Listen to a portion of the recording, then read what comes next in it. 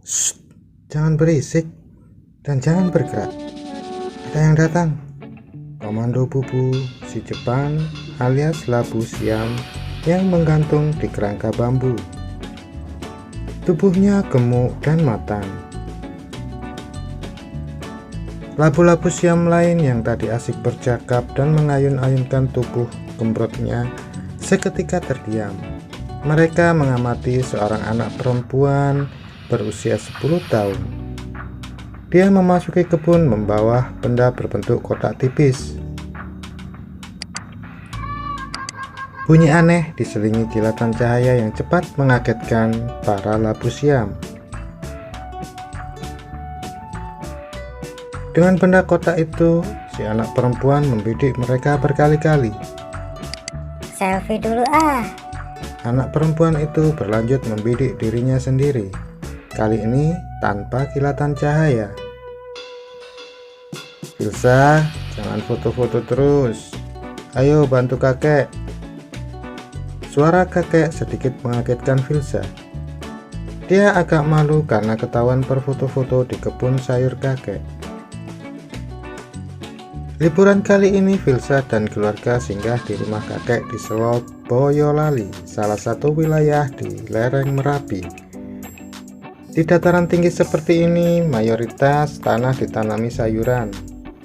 Sayur tumbuh dengan mengembirakan, mereka siap memasok kehidupan. Selain mengelola perkebunan sayur yang luas, kakek memiliki kebun sayur pribadi di sekitar rumah. Ada labu siam, lobak, wortel, kubis, sawi, kemingkir, tomat, dan daun adas. Kakek mau ngapain? Tanya Filsa menghampiri kakek. Kakek mau mengeringkan biji-biji sawi sebelum ditabur di persemaian. Filsa pun mengikuti kakek. Filsa tidak protes, bosan juga selfie terus sejak tadi. Meski Filsa tidak suka sayur, tidak ada salahnya membantu kakek. Begitu kakek dan Filsa menuju sisi kebun yang lain, para labu siam mulai saling berbisik.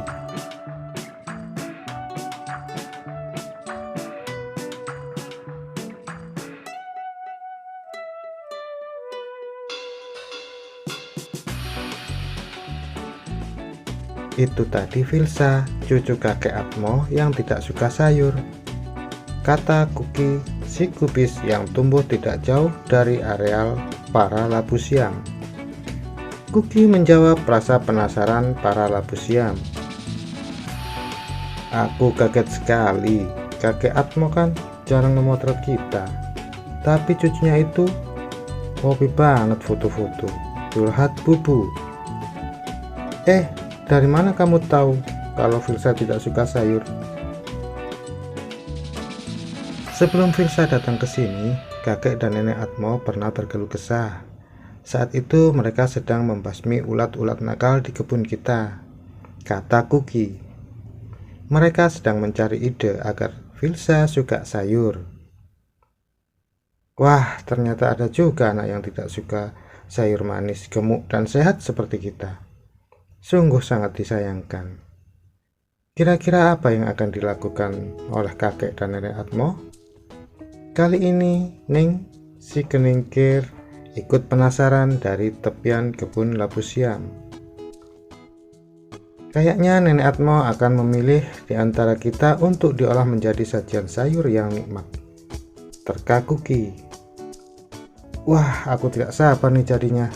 Meski aku harus dipetik dan meninggalkan kebun ini, aku akan sangat terhormat untuk membuat seseorang menyukaiku dan sebangsaku. Aku memang dipetik, tetapi pasti akan tumbuh tunas-tunas baru, kata Bubu lirih. Mendengar omongan Bubu, para sayur di kebun menjadi sedih sekaligus kagum.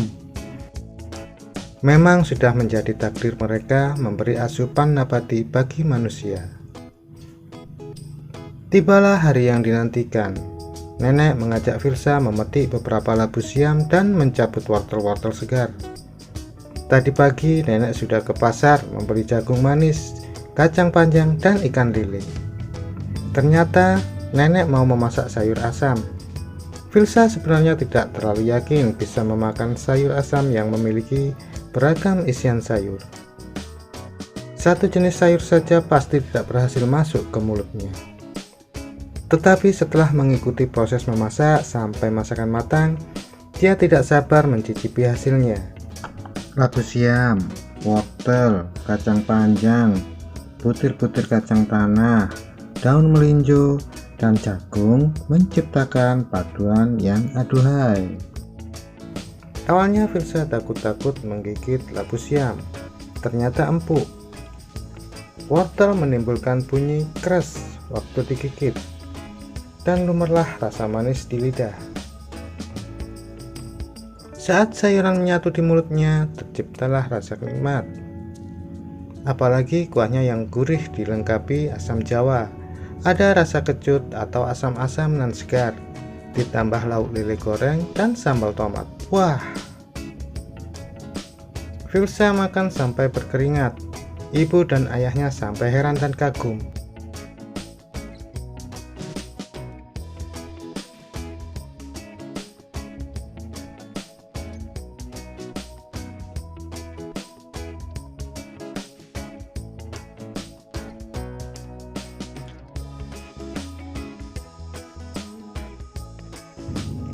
Dulu mereka pernah mampir di restoran serba masakan Jawa. Banyak sekali pengunjungnya, bahkan banyak orang dari luar negeri. Ibu sempat mengambilkan sayur asam, tetapi Filsa tidak doyan. Justru sayur asam dari kebun kakek membuat Filsa lahap. Nenek memang jago memasak, tidak kalah jago. Sayur-sayuran yang nenek masak berhasil membuat Filsa mau makan.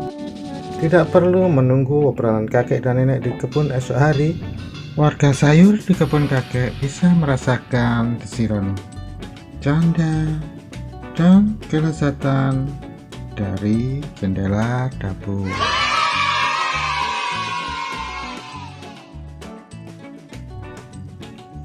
Hikmah dibalik cerita. Bagi kita semua, kita harus menghargai makanan apa yang disuguhkan kepada kita. Makanan tidak selalu tersedia dengan keinginan kita. Untuk itu,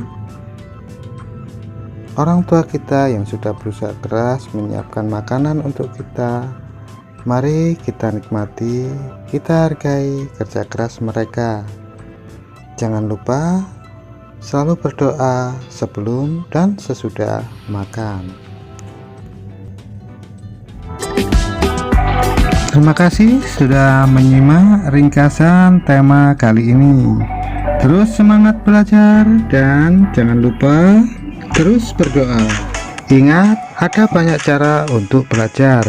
Silahkan kalian pilih, kalian cari sumber-sumber dari yang lainnya yang menurut kalian itu lebih mudah.